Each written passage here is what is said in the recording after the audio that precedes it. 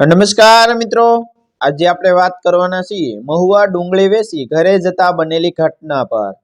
શિયાળાનો ઠંડો પવન એ રાત્રે કંઈક અલગ જ રીતે ફૂંકાઈ રહ્યો હતો, જાણે આખા વિસ્તારમાં અજાણી ચેતવણી ફેલાવી રહ્યો હોય।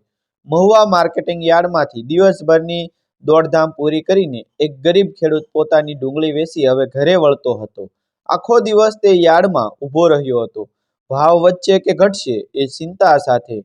વેપારીઓની કઠોર નજરો સહન કરતા, ક્યારેક અપમાન, ક્યારેક રાહ જોવાની મજબૂરી। આખરે રાત્રે લગભગ 10 વાગ્યે તેની ડુંગળી વેચાઈ ગઈ હતી। પૈસા હાથમાં આવ્યા ત્યારે મનમાં થોડી શાંતિ થઈ, પણ એ શાંતિ બહુ લાંબા સમયની નહોતી, કારણ કે એ રાત કોઈ સામાન્ય રાત નહોતી હો।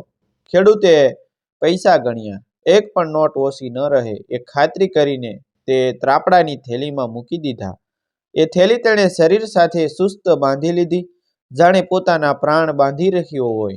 મહુવા માર્કેટિંગ યાર્ડમાંથી ગામ તરફ જવા માટે તેણે આસપાસ નજર ફેરવી, પણ કોઈ વાહન મળ્યું નહીં। છેલ્લી બસ તો ક્યારની જતી રહી હતી। રસ્તા પર લોકોની અવરજવર પણ લગભગ બંધ થઈ ગઈ હતી। શિયાળાની આ ઘનઘોર અંધારી રાતમાં માણસ માણસને જોઈને પણ બીવે એવી પરિસ્થિતિ હતી હો। છતાં ખેડૂત પાસે કોઈ વિકલ્પ નહોતો। તેણે મન મજબૂત કર્યું, હાથમાં નાનો એવો લાકડીનો બળિયો પકડ્યો અને ચાલીને રસ્તે જતો રહ્યો।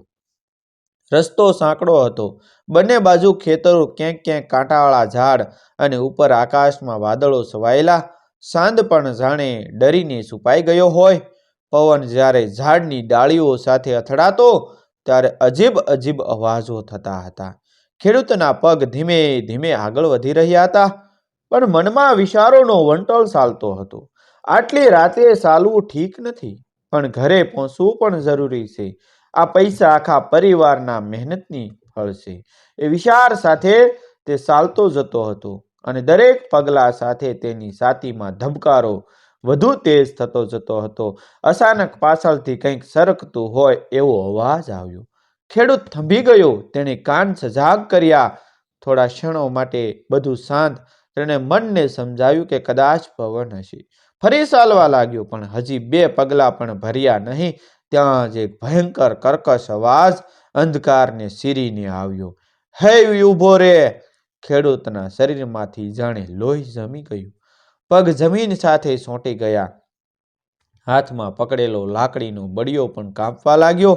એ અવાજ ફરી આવ્યો, હવે વધુ નજીક અને વધુ ભભકી ભર્યા, તારી પાસે જે કાંઈ હોય તે અહીં મૂકી દે, નકર જીવતો નહીં મેલું। ખેડૂત હાફે ફાફે થઈ ગયો। ધીમે ધીમે તેણે માથું ઊંચું કરીને સામે જોયું। અંધકારમાંથી એક વિકરાળ આકૃતિ બહાર આવી, લાંબો પહોળો શરીર, આંખોમાં કુરતા અને હાથમાં તીખું હથિયાર। એ કોઈ સામાન્ય માણસ નહોતો હો, એ ખૂંખાર લૂંટારો હતો, જેના નામથી આજુબાજુના ગામડાઓમાં લોકો કાંપતા। તેના ચહેરા પર અહંકાર છલકાતો હતો, જાણે આ રસ્તો અને આ રાત બંને તેના કબજામાં હોય। ખેડૂતના મનમાં 1000 વિચારો એકસાથે ટકરાયા। ભાગી જાવ, શીશ પાડું, લડી જાવ, પરંતુ સામે ઊભેલા લૂંટારાની આંખોમાં જે નિર્દયતા હતી એ જોઈને તેના બધા વિચારો તૂટી ગયા। તેણે કાંપતા હાથોથી ત્રાપડાની થેલી ખોલી અને જમીન પર મૂકી દીધી।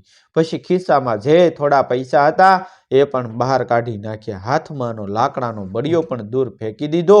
એ ક્ષણે તે માત્ર એક ગરીબ લાચાર માણસ હતો, જેના માટે જીવ બચાવવો સૌથી મોટો ધ્યેય હતો। લૂંટારો આગળ વધ્યો, તેની ચાલમાં અહંકાર હતો, જાણે શિકાર હવે તેના હાથમાં આવી ગયો હોય। તેણે જમીન પર પડેલી થેલી તરફ હાથ લંબાવ્યો। ખેડૂતની આંખો બંધ થઈ ગઈ। એણે મનમાં ભગવાનનું નામ લીધું। એ ક્ષણ જાણે વર્ષો જેટલી લાંબી લાગી, અને એ જ ક્ષણે અચાનક જોરથી પગની પાટુનો ઘા વાગ્યો કે લૂંટારો સીધો ભોંય ભેગો થઈ ગયો। અંધકારમાં એ અવાજ ગૂંજી ઉઠ્યો, લૂંટારો જમીન પર પટકાઈ પડ્યો, હાથમાંથી હથિયાર છૂટી ગયું। એને સમજાય એ પહેલાં જ તેના શરીરમાં અસહાય દુખાવો ફેલાઈ ગયો। તે જમીન પર પડ્યો નજર કરવા લાગ્યો, અને ત્યારે તેણે જે જોયું એ જોઈને તેના અહંકારનો કિલ્લો એક ક્ષણમાં ધરાશયી થઈ ગયો। લૂંટારાની સામે ઘોડીની બાજુમાં એક બળવાન યુવાન ઊભો હતો, પહોળી સાતી સીધી નજર અને હાથમાં મજબૂત ભાલું, તેના પગમાં નવી મોજડી હતી અને આખા ચહેરા પર માં એવો રૂઆબ હતો કે અંધકાર પણ જાણે પાછળ હટી ગયો હોય. એ યુવાન કોઈ સામાન્ય માણસ નહોતો. તેની આંખોમાં ગુસ્સો હતો, પણ એ ગુસ્સો શાંત અને નિયંત્રિત હતો. એ ગુસ્સો જે સામે વાળાને તોડી નાખે. લૂંટારો ડરી ગયો. જમીન પર પડ્યો જ તે કાંપવા લાગ્યો. તેની અવાજમાં હવે અહંકાર નહોતો, ફક્ત ભય હતો. મને માફ કરી દે દરબાર, મને માફ કરી દે. એ યુવાન એક પગ આગળ વધ્યો. તેની નજર લૂંટારાને સીરી રહી હતી. ભારે અવાજમાં તે બોલ્યો, કેમ રે આવા ગરીબ ખેડૂતને લૂંટે છે? શરમ નથી આવતી તને? દિવસ રાત મહેનત કરે, પોતાનું પેટ અને પરિવાર પોષે, અને તું એની મહેનત લૂંટવા નીકળ્યો છે? દરબારનો અવાજ અંધકારમાં ગુંજી ઉઠ્યો. લૂંટારાનું માથું નીચે ઝૂકી ગયું. દરબારે આગળ કહ્યું, જા, બજારમાં જઈને મોટા શેઠિયાઓને લૂંટ. અહીં ગરીબોની મહેનત પર હાથ નાખતો ફરીશ નહીં. એ શબ્દો સાંભળતા જ લૂંટારો ઊભો થયો અને એક પણ વખત પાછું જોયા વગર ઊભી પૂંછડીએ અંધકારમાં ગાયબ થઈ ગયો. ખેડૂત હજી પણ ત્યાં જ ઊભો હતો. તેને બધું સપના જેવું લાગી રહ્યું હતું.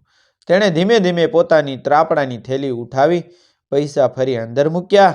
પછી દરબાર તરફ જોયું.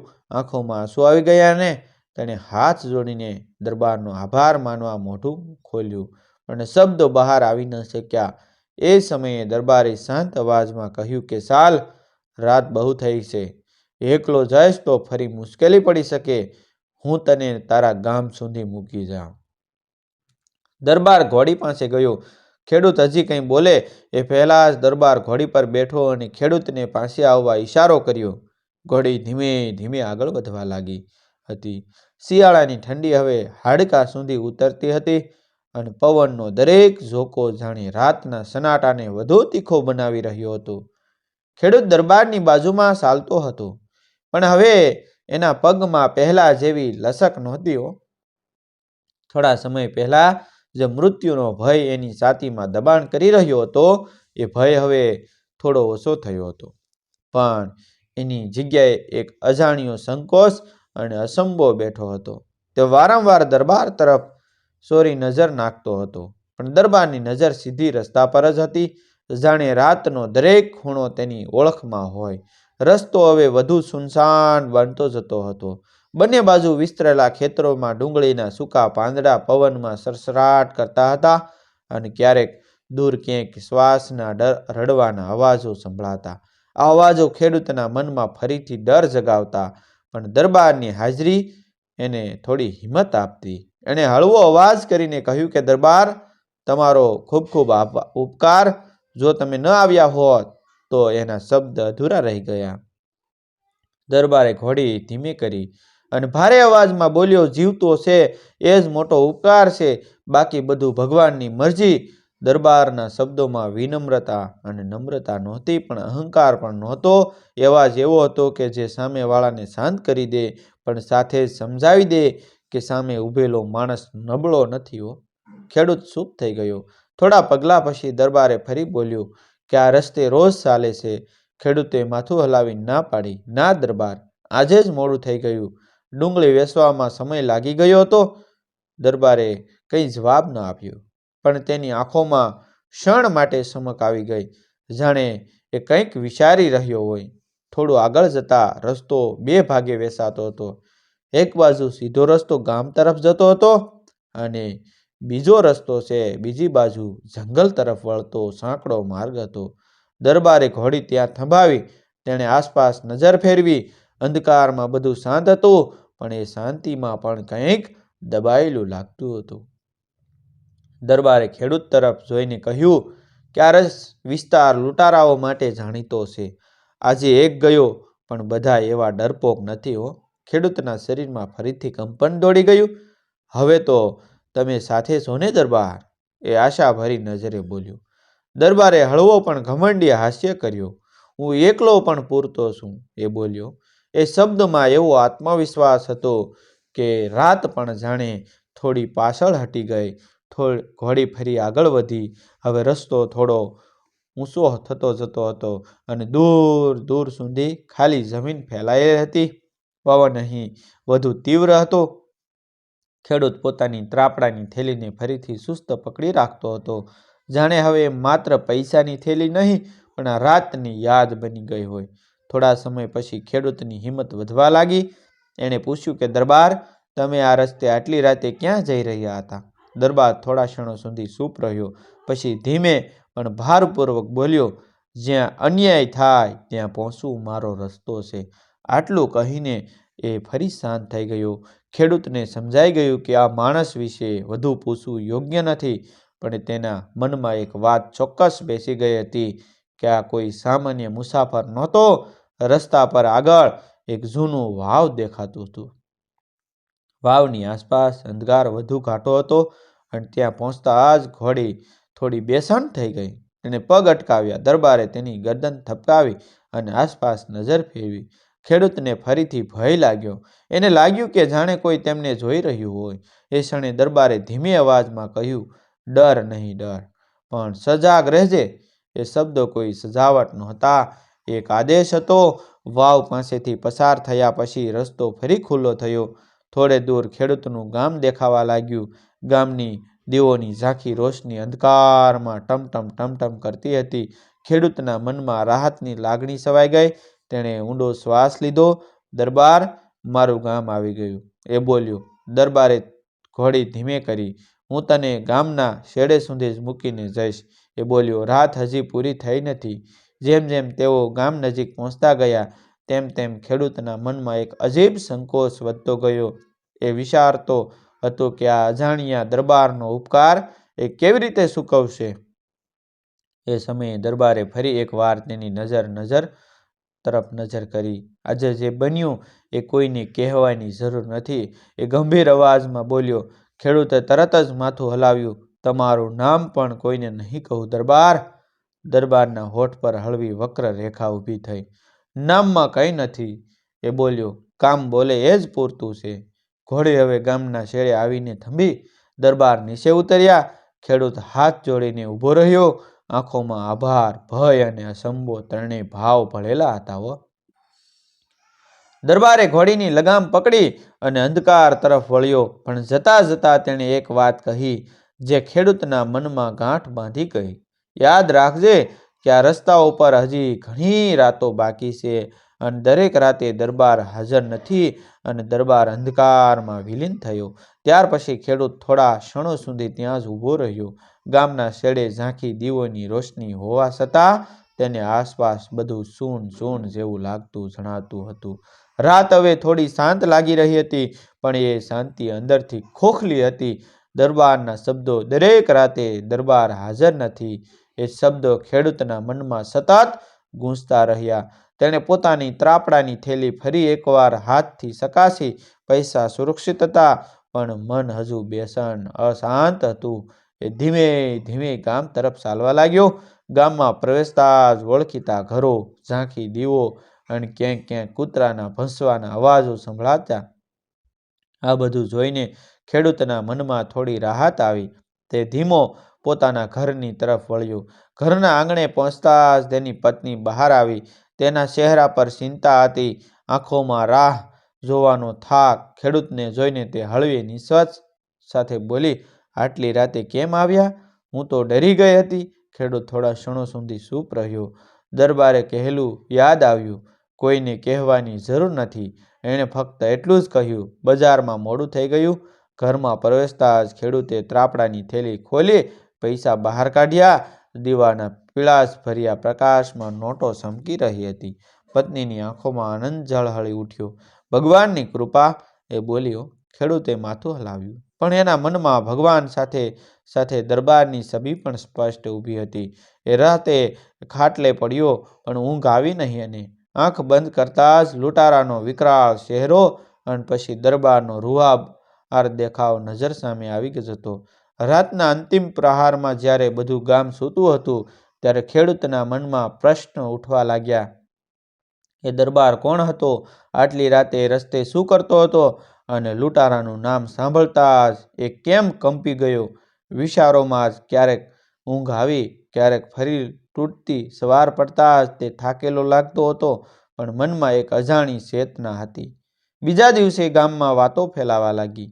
નજીકના ગામમાંથી આવેલા એક માણસે કહ્યું કે એ જ રસ્તે રાતે એક લૂંટારો બેભાન હાલતમાં મળ્યો હતો અને સવાર થતાં એ ક્યાં ગાયબ થઈ ગયો ખબર નહોતી.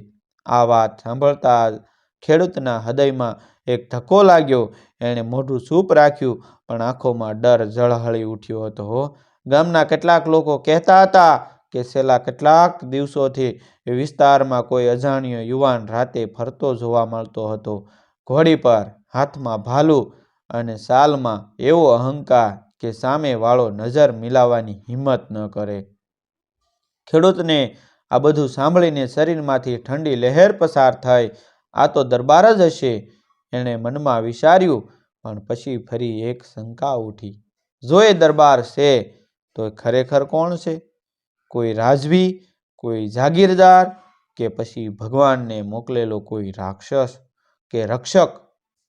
એ દિવસે ખેતરમાં કામ કરતી વખતે પણ તેનું ધ્યાન વારંવાર વિચાર તરફ જતું રહ્યું. ડુંગળીના ખેતરમાં કામ કરતા તેના હાથ ચાલતા હતા, પણ મન રાતના અંધકારમાં ફરી ફરી અટવાતું હતું. સાંજ પડતા જ ફરી એ જ રસ્તાની ચર્ચા થઈ. ગામના કેટલાક યુવાનો ભેગા થઈ ગયા હતા. કોઈએ કહ્યું કે આ રસ્તે હવે જવું જોખમી છે. બીજાએ જવાબ આપ્યો, જોખમી છે, પણ કહે છે કે કોઈ દરબાર નામનો યુવાન લૂંટારાઓને પાઠ ભણાવી રહ્યો છે. આ વાત સાંભળતા ખેડૂતનું હૃદય ધબકી ઉઠ્યું. એ ચૂપચાપ ત્યાંથી ઊભો થયો અને ઘર તરફ વળ્યો. એ નથી ઈચ્છતો કે દરબાર વિશે વધુ વાતો થાય, કેમ કે જેટલી વાતો વધે એટલું રહસ્ય પણ ખતરામાં પડે. દિવસો પસાર થતા ગયા, પણ રાતો હવે પહેલા જેવી નહોતી. એક દિવસે સાંજ પડતા ખેડૂતના ઘરની બહાર ફરી એકવાર ઘોડીના ટાપ ટાપ ટાપ ટાપ સંભળાયા. એ અવાજ સાંભળતા જ ખેડૂત ઊભો થઈ ગયો. આ વખતે ડર નહોતો, આંખોમાં આદર હતો. અંધકારમાંથી દરબાર બહાર આવ્યો. તેના કપડા પર ધૂળ હતી, ભાલુ પર લડાઈના નિશાન હતા અને આંખોમાં એક થાકેલો પણ અડગ પ્રકાશ હતો. ઘોડી થંભી. દરબાર નીચે ઉતર્યો. બંને થોડા ક્ષણો સુધી ચૂપ રહ્યા. એ મૌન કોઈ ખાલી મૌન નહોતું, એકબીજાની સમજનું મૌન હતું. ખેડૂતે હાથ જોડ્યા. દરબાર, હવે આ રસ્તાઓ સલામત રહેશે. એ અવાજમાં આશા હતી. દરબારે ઊંડો શ્વાસ લીધો. સલામતી ક્યારેય કાયમી નથી. એ ધીમે પણ ભારે સ્વરે બોલ્યો, જ્યાં સુધી અન્યાય છે ત્યાં સુધી કોઈને કોઈને ઊભા રહેવું જ પડે. એ શબ્દોમાં અહંકાર નહોતો, પણ જવાબદારી હતી. ખેડૂતના આંખોમાં આંસુ આવી ગયા. તમારો ઉપકાર હું જીવનભર નહીં ભૂલું. દરબારે માથું હલાવ્યું. ઉપકાર શબ્દ નાનો છે. એ બોલ્યો, હિંમત રાખજે. તું તારી મહેનત ઈમાનદારીથી કરતો રહેજે. બસ એટલું પૂરતું છે. એટલું કહીને એ ઘોડી તરફ વળ્યો. ખેડૂતને અચાનક લાગ્યું કે જો એ હવે કંઈ નહીં બોલે તો કદાચ આ ક્ષણ ફરી નહીં આવે. દરબાર બોલ્યો, તમે ફરી અહીં આવશો? દરબાર થોડા ક્ષણો માટે અટક્યો. તેણે અંધકાર તરફ નજર કરી, પછી પાછો ફર્યો.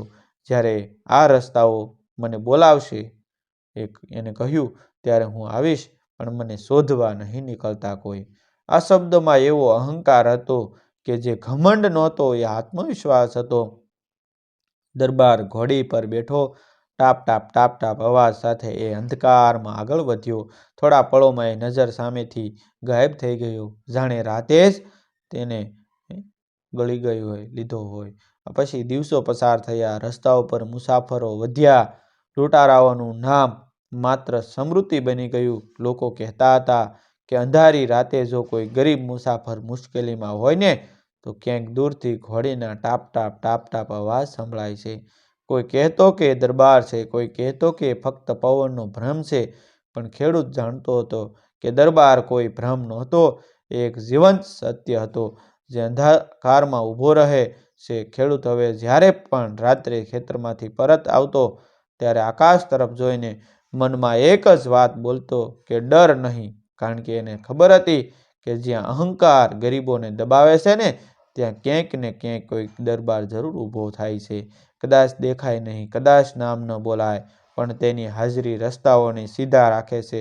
મિત્રો, આ વાર્તા સત્ય આધારિત કાલ્પનિક રચના કરવામાં આવી છે.